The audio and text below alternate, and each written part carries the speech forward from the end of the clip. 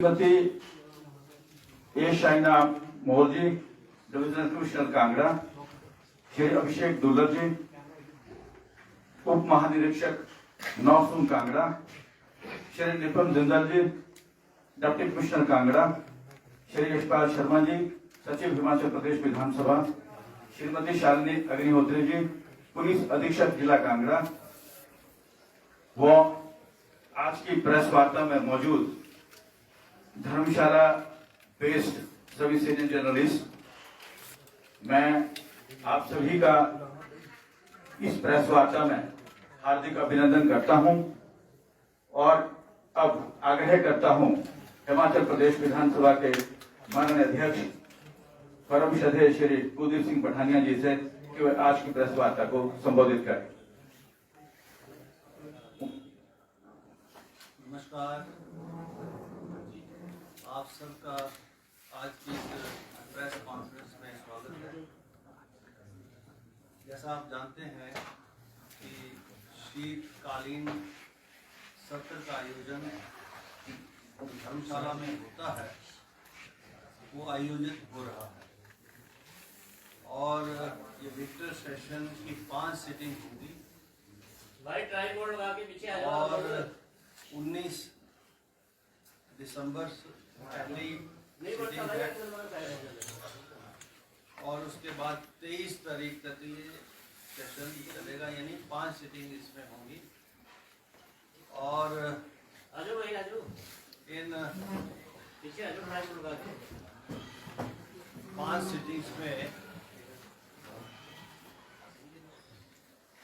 एक दिन private members day है, जो थर्सडे है वो प्राइवेट मेंबर्स डे होता है। प्रश्नकाल के बाद जो है माननीय सदस्य जो है वो प्रस्तावों के माध्यम से हिमाचल प्रदेश से जुड़े हुए विषयों को, जिसमें वो समझते हैं कहीं किसी नीति का निर्धारण करना है, कहीं किसी कानून में परिवर्तन करना है या कोई नया कानून नियम बनाने की आवश्यकता है, तो वो उस प्राइवेट मेंबर्स डे में ये होता है। तो ये 5 सीटिंग है, एक प्राइवेट मेंबर डे है।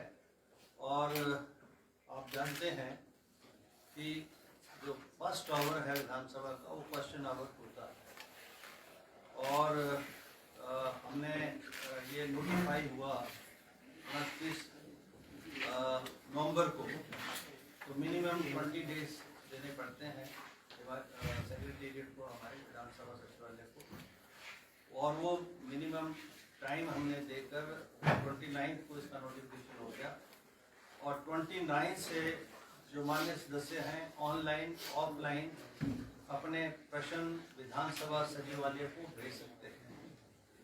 ऑनलाइन व्यवस्था भी है, ऑफलाइन भी है। तो अभी तक जो मान्य सदस्यों के जो प्रश्न हमारे पास विधानसभा सेक्रेटेरिएट के पास पहुंचे हैं, उसमें स्टार्ट क्वेश्चन जो हैं, जो अंदर पूछे जाने हैं, वो 165 के करीब हमारे पास पहुंच चुके हैं टिल नाउ, और अनस्टार्ट जिनके उत्तर जाने हैं वो 59 जो है विधानसभा सचिवालय के पास पहुंच चुके हैं। फिर अन्य नियमों के तहत नोटिस जो है मान्य सदस्यों के द्वारा भेजे जाते हैं। तो अभी रूल 130 के तहत एक विषय और रूल 101 के तहत 2 विषय हमें विधानसभा सेक्रेटेरिएट को प्राप्त हो चुके हैं। तो अभी तक, क्योंकि अभी समय बहुत है, अभी तो 19 तारीख तक भेजे जा सकते हैं और 19 के बाद 20-21 तक भेजे जा सकते हैं। तो जैसे जैसे ये आते जाएंगे वो प्रश्न जो है हम विभागों को जो है वो भेज देते हैं और विभाग की जो जानकारी आती है उस जानकारी को फिर विधानसभा के पटल पर रखी जाती है। तो प्रश्नों की प्रायोरिटी जिसमें सबसे पहले भेजे होंगे, जिस मान्य सदस्य के प्रश्न सबसे पहले आए होंगे, वो लिस्ट सबसे पहले होंगे। जो विषय प्रदेश के हैं बहुत गंभीर हैं और वो चाहे किसी नोटिस से उठे, किसी शॉर्ट ड्यूरेशन डिस्कशन से उठे या प्रश्न से उठे, वो विषय जो है प्राथमिकता के आधार पर विधानसभा सचिवालय जो है कार्रवाई में में जो है प्राथमिकता उन विषयों को देता है, और ये प्रक्रिया है और यही प्रक्रिया इस बार भी जो है हम दोहराएंगे। और अभी जैसा आप जानते हैं हमारे जो यहाँ के जो अधिकारी हैं, जो विजिलेंस कमिश्नर हैं, डिप्टी कमिश्नर हैं, हमारे डीआईजी हैं यहाँ पुलिस के और एसपी साहब हैं, और अन्य अधिकारी जो हैं, जो जोन स्तर के जो चीफ लेवल के जो सारे अधिकारी हैं या एक्शन लेवल के जो सारे अधिकारी हैं, एससी एंड एक्शन लेवल तक, उनके साथ जो विधानसभा के परिसर के अंदर जो है किस प्रकार की जो है सुविधाएं और किस प्रकार की व्यवस्था होनी चाहिए, वो सारी विषय जो है चर्चा में आए हैं। और जो विधानसभा सचिवालय के माध्यम से मुझे उस मीटिंग के द्वारा जो है उन सभी अधिकारियों को सचेत करना होता है, वो हमने किया है। और मुझे लगता है कि सेशन में आप देखेंगे, उसका असर भी देखेंगे, और ये सेशन जो है बहुत अच्छे तरीके से और जो है यहाँ पर संचालित होगा, और हिमाचल प्रदेश के से जुड़े हुए जो विषय हैं वो चर्चा में आएंगे, ऐसा मैं महसूस करता हूँ। और जो भी ऐसे विषय आएंगे उनको चर्चा में स्थान देंगे। धन्यवाद। Thank you. Any question if you want to ask. Sir, अक्सर देखा जाता है मौतों की स्थिति बन जाती है, इन सबों को बचाने के लिए सर क्या ऐसी व्यवस्था? लोकतंत्र प्रजातंत्र में ये अधिकार है, लोगों का प्रोटेस्ट करने का भी अधिकार है, इसको तो रोका नहीं जा सकता। तो मुझे नहीं लगता ऐसी कोई परिस्थिति आएगी, क्योंकि जब विषयों को गंभीरता के साथ हम अंदर सुनेंगे और जो है जवाब भी जो है लेंगे सत्ता पक्ष से, तो कोई ऐसी परिस्थिति होगी नहीं। और ऐसी कोई परिस्थिति आएगी तो उस वक्त देखेंगे किन नियमों के तहत क्या कार्रवाई करनी है। सर, विधानसभा जो ये धर्मशाला में चल रही है, इसको ट्रेनिंग सेंटर बनाने की भी बात हुई थी, इस दिशा में बात आगे बढ़ी? बिल्कुल जी, आपने ये बहुत अच्छा प्रश्न पूछा है। अभी ये जो विधानसभा थी ई विधानसभा का रूप नहीं धारण कर चुकी थी अभी, लेकिन अब ये विधानसभा भी ऑनलाइन होगी। वैसे तो हिमाचल विधानसभा देश में अग्रणी विधानसभा है, यही विधानसभा का दूसरा पार्ट है ये, जिसने जो है ई विधानसभा का प्रारूप को देश के लिए जो है आगे दिया, और आज सारी विधानसभाएं ई विधानसभा हो रही हैं। अभी भी देश की बहुत सारी ऐसी विधानसभाएं हैं जो ई प्रणाली से नहीं जुड़ी हैं, जिसमें गुजरात है। अभी कर्नाटका से स्पीकर महोदय आए थे हमारी ई विधानसभा को देखने के लिए, अन्य भी बहुत सारी ऐसी विधानसभाएं। तो हिमाचल विधानसभा has led the other states also to adopt this e प्रणाली। एंड जो धर्मशाला का जो हमारा परिसर है, ये भी ई विधानसभा हम कर रहे हैं, और उसके लिए जो गवर्नमेंट ऑफ इंडिया के पार्लियामेंट्री अफेयर मिनिस्ट्री से जो हमको मिलना है वो मिल चुका है। अब बहुत जल्दी जो है यहाँ भी व्यवस्था जो है ई विधानसभा की होगी। जो अगला प्रश्न आपने ट्रेनिंग का कहा है, ट्रेनिंग और भी जो है बैठकें यहाँ पर हों, इस पर हम बहुत गंभीरता से विचार कर रहे हैं, क्योंकि हमारा शिमला का जो परिसर है वो काफ़ी पुराना ऐतिहासिक है, आप जानते हैं, हिस्टोरिकल है, और इसलिए वहाँ रख रखाव की भी स्थिति है, कुछ रिपेयर्स मेंटेनेंस का वर्क है। तो शायद लगता है मुझे अगले बजट सेशन के बाद हमको जो अगला मानसून सत्र है वहाँ पर रिपेयर रेनोवेशन का हम रेस्टोरेशन का काम करेंगे। तो हमारे पास और कोई परिसर है नहीं, यहीं ये परिसर है जहाँ पर ये मीटिंग विधानसभा आयोजित हो सकती है। और आगे से कहना चाहूँगा, जैसे हमने यहाँ पर ये परिसर बनाया है, अब देश के बहुत सारे ऐसे राज्य हैं जो हमारी तर्ज के ऊपर जो है, जैसे असम में जो है, असम में वहाँ डिब्रूगढ़ में होती है मीटिंग उनकी, अब उन्होंने दूसरा प्रपोजल दिया है।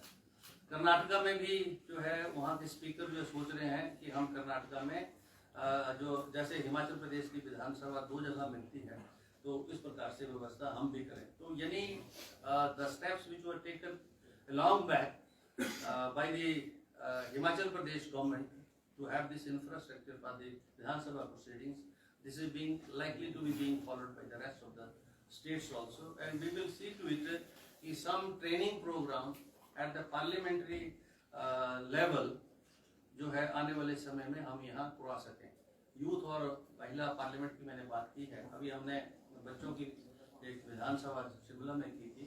अभी ये प्रपोजल हमारे पास आया है, अभी युवक भी पार्लियामेंट करना चाह रहे हैं, यूथ पार्लियामेंट करना चाह रहे हैं, और महिलाओं का भी एक जो है पार्लियामेंट और जो है का आयोजन हो सकता है निश्चित भविष्य में। तो हमारे पास ये परिसर है, उस दृष्टि से हम इस परिस्थिति का अध्यक्ष महोदय, आम व्यक्तियों के लिए व्यवस्था परिवर्तन के बाद पहला ये शीतकालीन सत्र है। लगातार पिछली भी सरकारें रही, चाहे आपकी रही चाहे बीजेपी की रही, विधानसभा सत्र में जिस तरह से आम व्यक्ति को मिलवाया गया, तकलीफें हुई, आपने व्यवस्था परिवर्तन का नाम दिया है। उस परिवर्तन के तहत आम व्यक्ति को किस तरीके से और समुचित व्यवस्था मिलने वाली है, पहला ये। और दूसरा सवाल ये है कि पूरे 5 दिन का सत्र हो या पूरी सरकार का सत्र हो, हम कवरेज के दरमियान खड़े रहते हैं बाहर फील्ड में, हमारे लिए बैठने की यानी मीडिया के लिए बैठने की जगह नहीं होती है। क्या सारी व्यवस्थाओं के बाद अध्यक्ष महोदय का ध्यान उधर जाएगा कि कहीं एक मीडिया कक्ष बनाया जाए जहां मीडिया वालों को पानी, चाय, उनकी व्यवस्था समुचित हो? क्या इस पर भी गौर रहेगा क्या आपका? पहला प्रश्न तो आपको व्यवस्था परिवर्तन से है, वो तो सरकार का है ऑब्जेक्टिव। विधानसभा व्यवस्था परिवर्तन हो, अच्छी व्यवस्था हो, हम तो सरकार, सत्ता पक्ष विपक्ष को दोनों को सुनते हैं अंदर, और ये तो लोगों ने निर्णय लेना है, और ये तो बात वहाँ तक है गवर्नमेंट लेवल का। और जहाँ तक यहाँ की बात है,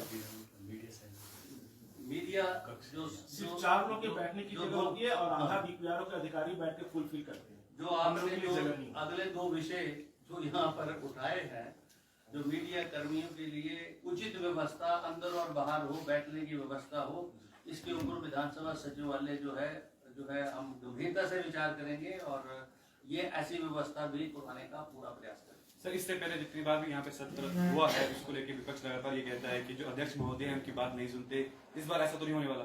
क्या बोलते हैं? इससे पहले जितनी बार भी यहाँ पे शीतकालीन सत्र हुआ है तो लगातार विपक्ष पार्टी ये कहती आई है कि अध्यक्ष महोदय जो है, हमारा तो पहला हो रहा है। सर पहले की बात करें, पहले की सरकारें यहाँ पे रही है, उन्होंने भी पहले पूर्व सरकारों के समय में क्या हुआ, पूर्व अध्यक्षों के समय में क्या हुआ, उसका तो मैं जवाब नहीं दे मेरा सवाल ये इस बार तो ऐसा नहीं होने वाला सर। पर मैं अपना बारे में जरूर कह सकता हूँ, ऐसे सारे विषय चाहे वो सत्ता पक्ष से आए चाहे विपक्ष से आए, और विपक्ष को तो मैं बहुत ज्यादा तरजीह देता हूँ, क्योंकि ऑपोजिशन का जिंदा रहना और ऑपोजिशन का होना बहुत ज्यादा जरूरी होता है, क्योंकि विषय तो वही उठाएंगे और सरकार उन विषयों का जवाब देगी। तो ऐसी कोई परिस्थिति नहीं होगी, जो भी विषय उठेंगे और वो हिमाचल प्रदेश के हित के हों, नियमों के अनुसार हों, क्योंकि विधानसभा भी नियम के अनुसार चलती है। तो हमारी वो नियम बने हुए नियम है, और मैंने नहीं बनाए हैं वो नियम, विधानसभा ने ही बनाए हैं, मतलब माननीय सदन ने ही बनाए हैं। उन नियमों के अनुरूप सारी कार्रवाई को हम रेगुलेट करेंगे। किसी भी दल के द्वारा, किसी भी मान्य सदस्य के द्वारा जो भी विषय उठाए जाएंगे, उनको पूरा समय हम अंदर देंगे नियमों की परिधि में। हिमाचल आज ऐसा आपको जानकारी होगी, वैसे इस बात पता लग जाएगा आपको। यहाँ अभी तक 2 सत्र हुए हैं मेरे बनने के बाद। एक बजट सत्र हुआ, एक तो मेरे जैसे चुनाव थे, और उसके बाद जो है मानसून सत्र हुआ। अभी तक ये दोनों जो सेशंस हुए हैं उसकी प्रोडक्टिविटी 106% रही है, 106%। मतलब ये है कि जो विधानसभा का टाइम अलॉटेड है, क्योंकि 11 बजे विधानसभा स्टार्ट होती है और जनरली जो है 5 बजे खत्म होती है, और 1 घंटा बीच में ब्रेक होती है। तो ये जो आवर्स जो डिवोटेड हैं विधानसभा प्रोसीडिंग, हमने टाइम को बढ़ाया, 5 से 8 बजे भी किया, 8:30 तक भी किया। तो ये हर दिन पिछले सेशनों में समय बढ़ा है, और जो भी विषय थे उनके ऊपर जो है अंदर जो है चर्चा हुई है, और सवाल जवाब के माध्यम से उन प्रश्नों का हल निकालने की कोशिश की। यानी whatever the time was allotted to the by the Vidhansabha secretariat for the deliberation, that time itself, if we wanted to enhance the time also, we have done that also. The time which was allotted for the honorable members, they have taken enough time. Enough time have been given to the ruling party also, to the opposition party and the individual members also. So I want all issues should be discussed meticulously in the interest of the state. Thank you.